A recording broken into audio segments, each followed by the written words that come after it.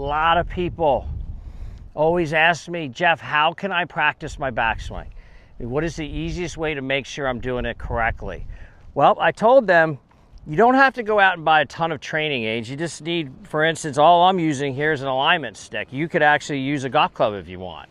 So the way I practice this, and I try to use a mirror behind me, and a lot of times I try to film myself.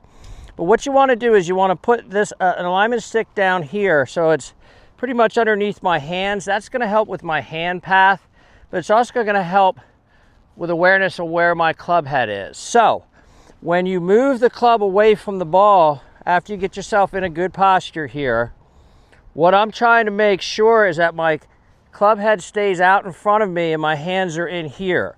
In other words, I use the reference of this alignment stick on the ground. If I push my hands away, look how they've gotten away from that. Or if I whip them too far inside. So I try to move them away till they're just past my trail thigh right here. Now I can see that my club head's over there and the leading edge is in line with my spine. Good position there. Now, as I move through the backswing and the left arm or lead arm will get parallel to the ground.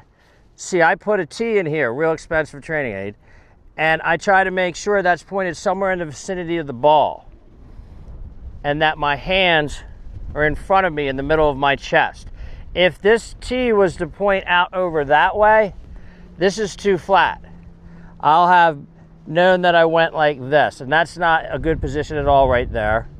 Or if it's pointed back behind me. So these are checkpoints for you. So then I get it right in here, hands in the middle of my chest.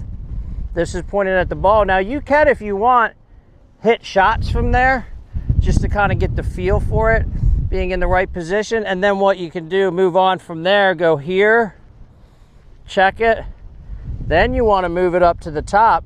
And my checkpoint at the top, if from this shoulder to this shoulder is considered my shoulder plane, I want my lead arm, for me, my left arm, to be slightly above it and my hands to have some depth to them. Now I'm ready to turn and burn from there. You can do this.